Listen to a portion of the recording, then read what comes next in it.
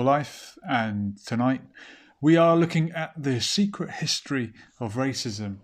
And I'd like to find out which race is the most racist. Let me know in the comments. Sarah, which race is the most racist? On the news, the white people are always blamed to be the most racist. Yeah, well, white people invented racism and also invented the concept of race. And white people didn't consider themselves to be white until they'd met black people. In fact, I think it was when the Spanish conquerors went to the Americas and encountered the native people there that we got this kind of concept of being white as opposed to being indigenous. And this term mestizo came about when years later, when the Spanish had been inhabiting the Americas and what became Latin America, they needed a term for people that were mixed. You had the pure white Europeans and the indigenous people that they called Indians because Christopher Columbus thought he was going west to find the east. Yeah, you would say so in Arabic. The so-called red Indians. We don't use that term anymore. It's politically incorrect. But the term for people that were of mixed heritage was mestizo. And probably the majority of Latin America now is a mix of both European and indigenous Native American heritage. And there was a concept of limpieza de sangria. I think I said that right. And I thought sangria was a beer, but I think it's actually the Spanish term for blood. So purity of blood was a concept that the Spanish conquerors came up with. And this is really the origins of what you might call a white person or the white race. And in Spain, or as it was known in Arabic, Al-Andalus, there was a Muslim civilization for many centuries. And after the Reconquista, when the Christians reconquered the whole of Al-Andalus, the whole of Spain and Portugal, they told the Muslims and the Jewish inhabitants to either convert or leave.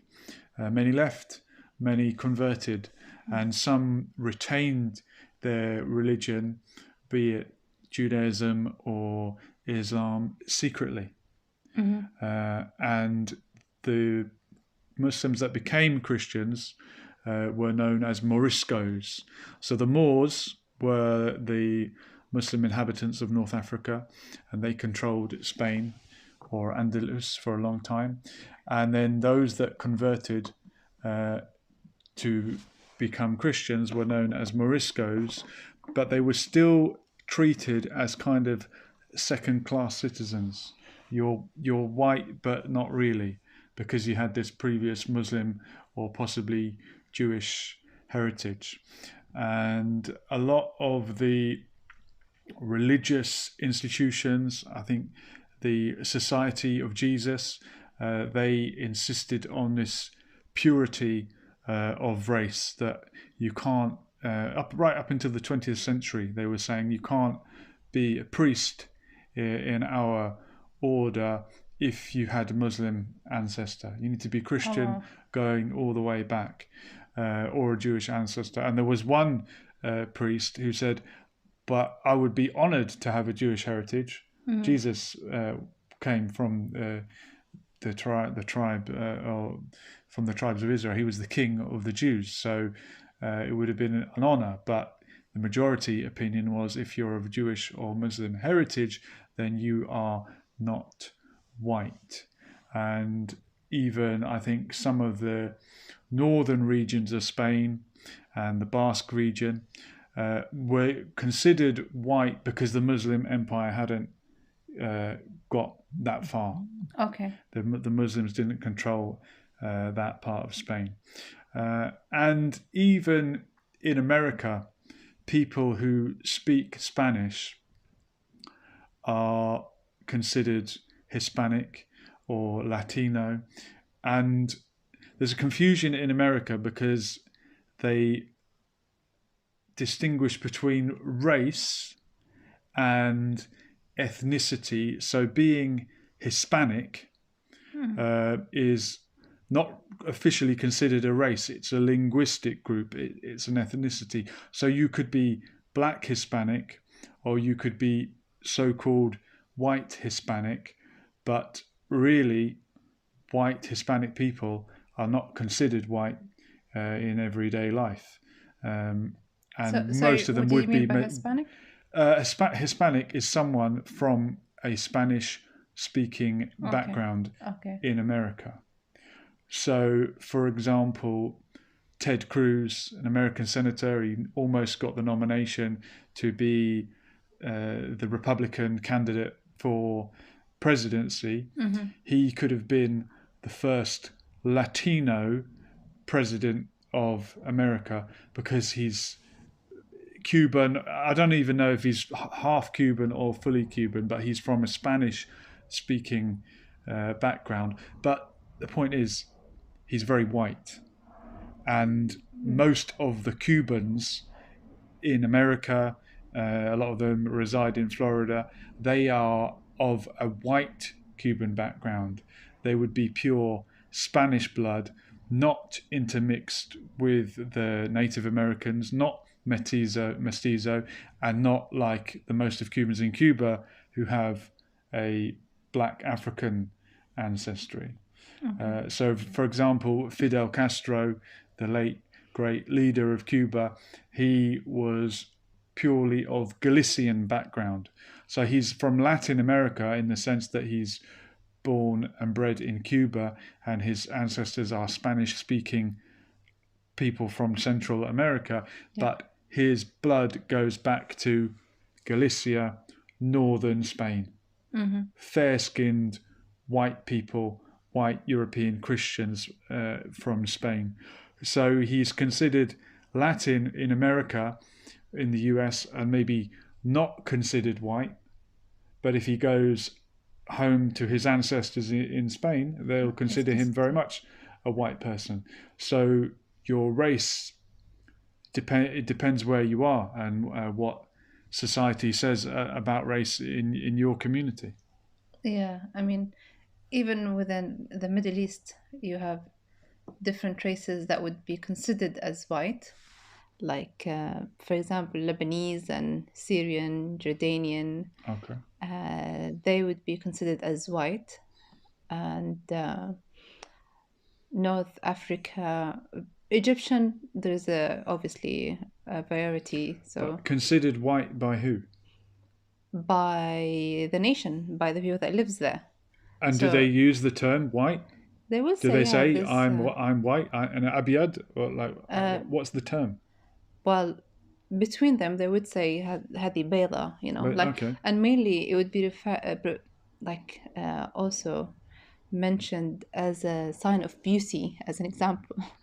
For many years they'd say, oh, but she's white, look how bayda, just the term that she's white makes her beautiful. White, but is that a racial classification, or is that a description of her as an individual? Because she could be white and her parents are not, or her brother is not, or she's the whitest of the three sisters. Are they not all the same race? They could be, but unfortunately, it would be described as the color of your skin. They wouldn't care about the rest of the family if you have one black or one white. So why is fair skin a positive thing? Why is that considered beautiful? Because unfortunately within the media, everything, I mean, now things have changed, obviously, and you can see on magazines, modeling, on, you know, you can see more dark skin, you can see more curly hair, you can see more, you know, different ethnicity groups, mixed race. In the past, everything you see, the perfectionist image out there is straight hair and white skin, blue eyes, you know, straight nose. So everybody is going for that look, or like this is the perfect image that everybody is looking at and saying, okay, this is what you consider beauty. But it has changed now, especially in the UK now. We can see, you know, progress in that. Well, is it because the Europeans, the conquering powers, the imperialists, were white people? They had fair skin, so when they went to these countries and conquered, people said, well, they must be better than us, so we look up to their beauty standards. Is that where it came from? Or is it as simple as if you were poor, you had to go out and work in the field all day and you came home with a tan, and if you were rich, you could afford to stay indoors? I would call it both. Okay. Both have, they play a big part of that. Welcome, Salam. Oneness is saying it's a colonial influence. Yes, I agreed. Yes. Okay, Yeah, so I agree with that. the former, not the Yeah. latter. Well, he may be right. Even in a country such as Italy, the north has always been richer compared to the south. People in the south are darker where it's hotter. But again, isn't that just climate and wealth in a country? Northern India is richer than southern India. Northern Indians are fairer skinned, therefore. And that is why it's appealing to be fair skinned in India. I would imagine that the caste system and the preference for light skin in India would predate the Raj and the British influence. But maybe the Persian conquerors or the Mughals that came and conquered India were fairer than the Dravidian and the Tamil darker skinned people that were the civilization in the Indus Valley. Is it something about civilizations that come from the north that have lived in colder climates? Have they just become more advanced and are able to conquer because they have become more advanced by having to adapt to survive the winter? That's probably what a Darwinist would tell you. I agree with you to some point, to some extent. I mean, in Yemen, we have fair skin as well. And again, I would say if you go north, the people would have more fair skin. But then some of them are not originally Yemeni. Some of them would have been, you know, the great grandfathers. They have mixed with Turks. They've mixed with different race, you know, in there. And then if you go south, you'll see, you know, darker skin. And then even within the Yemeni community itself, you would see people saying, oh, he's black, oh, you know, she's fair, or again, and that really upsets me, you know, like the new generation are all fighting this, are all against the family calling a dark-skinned person as like as a worker, even they would say, you know, like their names should not be mentioned. Okay. So like the people that would go and clean the streets, most of them would be dark skins, you know. Okay. So things like that. So I'm hoping things are changing, and I can see a change. The younger generation are all acting differently than their, you know, than their the past generation of what was agreed, what's not, what's the norm, what's the up norm. But for you as a white person, do you class yourself as a white person? Do you see yourself a white person? What's white? What makes you white? Well, what makes me white is the fact that I'm from European heritage.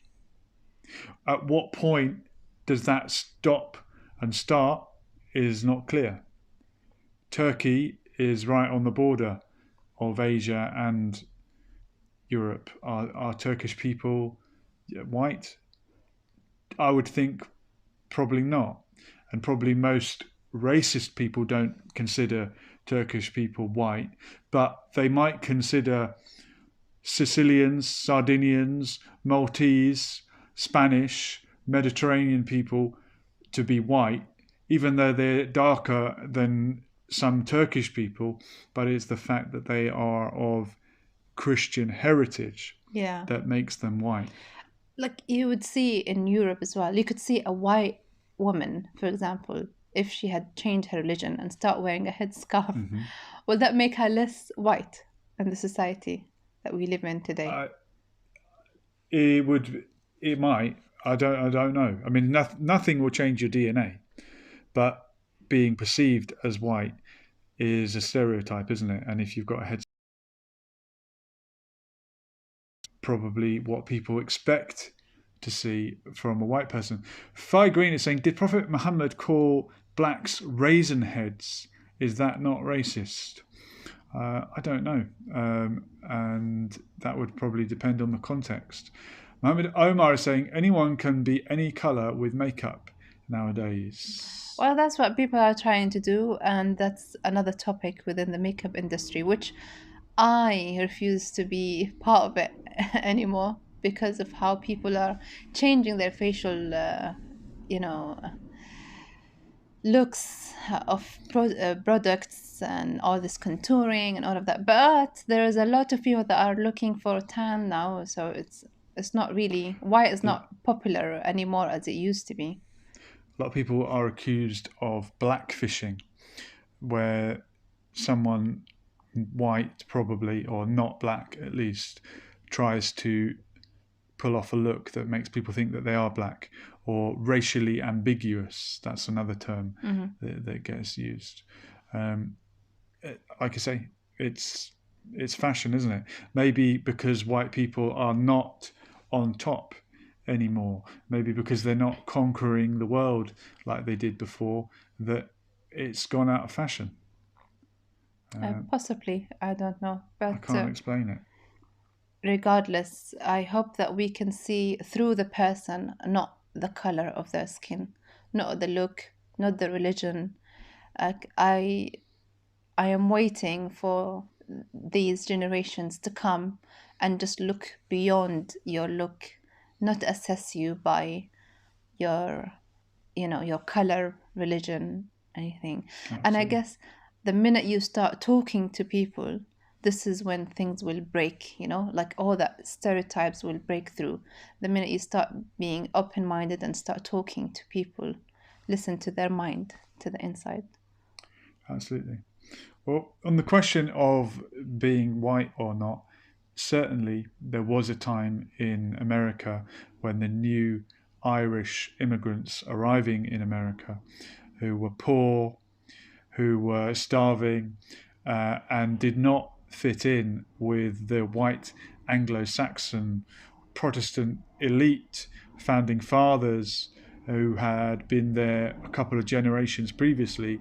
These new Irish immigrants, pale as they might be, with blue eyes and blonde hair possibly, although a lot of Irish people do have dark hair originally, some have dark brown eyes, but they were not considered white, and that could be for many reasons, but generations later they were considered white. Equally, the Lebanese, Jordanians, Syrians that you mentioned earlier, the first generations that arrived were considered white. Irish people were probably already considered white by that time, but they were considered white because the majority of Syrians and Lebanese that arrived initially were from the Christian community in the Middle East, and they were arriving and mingling and integrating with fellow Christians in a Christian country, so they didn't have that extra layer of otherness. Now the majority of Syrians, Lebanese, people from the Levant who go to America are of a Muslim background. Yeah. So that is what makes them other.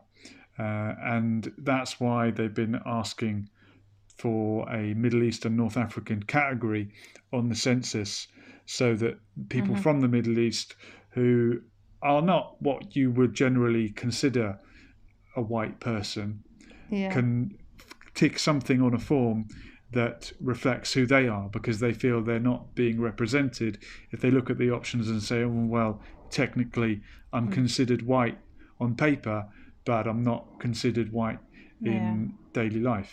And only recently they've added Arab there, if you've noticed. And Arab, generally, it wouldn't be mentioned black Arabs or under white Arabs. Maybe others Arabs. Yes. Well, what is Arab? Is Arab a race? Is it a racial category? I don't know. I mean, some people think Muslim is a race, so there's a lot of correction that needs to be made, regardless, in a lot of other platforms. But yeah, do you agree with the census questionnaires when you go and apply for a job, or do you agree on when you see these forms there? Do you think they are used the right way? Probably not. They're probably not. I think there's probably a good intention behind it, but surely the best way would be to just not mention it. Yeah. Not mention anyone's race. Although if your name is clearly foreign, then you might be at a disadvantage. Irish people, when they came to Britain for years, used to drop the O or the Mac from their name. And they found that they would get much more success with a job application if their name was Morrow rather than McMorrow. Until today, people are discussing names on your CV makes a huge difference. Mm-hmm. Your look when you attend an interview makes a huge difference, like they will assess you. And this happened to me in the past, like at least 10 years ago now. I applied for a job, I got the job, and I was told by the managers, if somebody come for a job, just say no, like we don't want any more people. We've only had to pick one person with a headscarf, so we can say that Oh, wow. we are We're full quota. So like we will take one with a headscarf, one black person, and that's enough, and the rest can be white. So have things changed since then? I don't know, but I hope so. I would have thought so. Yeah. Owen Keating is saying Galicia are the same as the Celts, Phoenicians, Indo-Aryan. Yeah, going deep as usual. Owen, I did mention Fidel Castro being from Galicia, and Galicia is in the northwestern tip of Spain. You can hear from the name, Galicia is related to the Gaelic people, which is the original Irish language. And the Celtic languages are in Scotland, Scots Gaelic, the Isle of Man, Manx, Wales, Cornwall, Brittany in the northwestern part of France, and all the way down into Galicia, and maybe even further, Portugal, obviously, as well. And this whole Atlantic coast was not separated by the sea, rather they were united by being part of that same Western civilization, where maybe Atlantis is submerged somewhere deep under the Atlantic Ocean, maybe. But who is white, who is not, what race are you? Recently in America, this term people of color has been used a lot. Mm-hmm. And a lot of people on the left, a lot of the liberals, want to empower people of colour because they've been disadvantaged over the years, they've been discriminated against. And generally, we understand the term. What do you get from that? Who is a person of colour? What does it mean? I am a person of colour. For example, okay. As an example. And what defines you as that? I have a color, different. I have a different tone.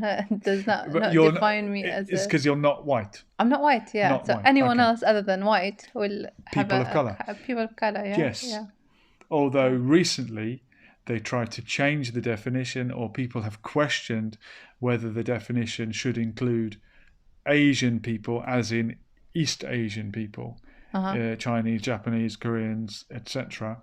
Yeah. Because in America, for whatever reason, East Asians are doing very well. They're not being held back by racism. They are not missing out on the so-called white privilege somehow. A lot of people say, oh, it's because they're model minorities or they're idealized as being stereotyped in a positive way. Oh, they're really clever. Oh, they're really hardworking. Yeah. Whereas the stereotypes about some other races are the opposite of that and very negative. So because of that perceived advantage, they're no longer considered people of color. So what really is this term person of color? What isn't it losing its meaning if you're just changing it according to how well people are doing? Technically, yes.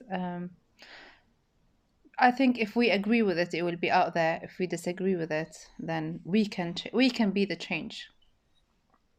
I think that's the reality.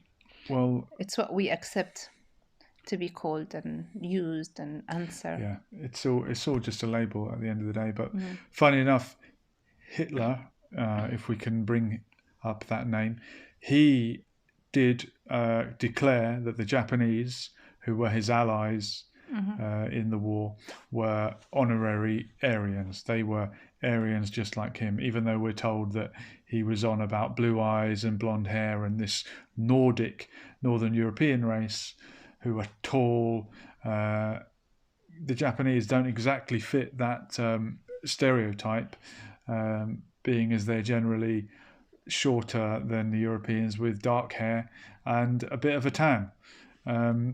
So somehow, because it suited him, he declared that they were Aryans. But my final question for everyone in the chat, anyone watching this a million years in the future, what year is it, and what race are you? What race are you? Depends what you want to define race. By color or by ethnicity or by what? I'll still say I am an Arab. Even though that's not really a racial category. Yeah. Well, it's what you want it to be, isn't it? It's just a label. Green is saying, can a white Western person of color, as you call it, be an MP of the Middle Eastern or Asian countries? There is your answer. Can a white Western person of color? Well, if they're white, they're not a person of color. Does he mean why is there no white people in the Middle East? In the Middle East, I mean, the King of Jordan's pretty white. Yeah. He's half English. Yeah. I can't think of another example, but a lot of these countries have a white queen called the Queen. Look at the money in all of the Commonwealth countries. It's the Queen, isn't it? And she's not even English, and she's part Arab herself. So there you go. Not really white. Yeah. We're probably not going to solve it. But thank you very much for tuning in, whether you were here with us on Instagram or on Lessons for Life on YouTube. I do appreciate it. And we will come back to this important question another time. This has been Lessons for Life, and we'll hear from Owen, who says, common ancestor theory. We all share common ancestors, a lot more than you think. All races now are related unless you are an isolated tribe. You probably share Ramesses the Great around 3,000 years ago. There you go. He's our common great-great-great-great-great-great-great-great-great-grandfather. This has been Lessons for Life, and we'll do it all. Thank you for those who are watching me here. Thank you.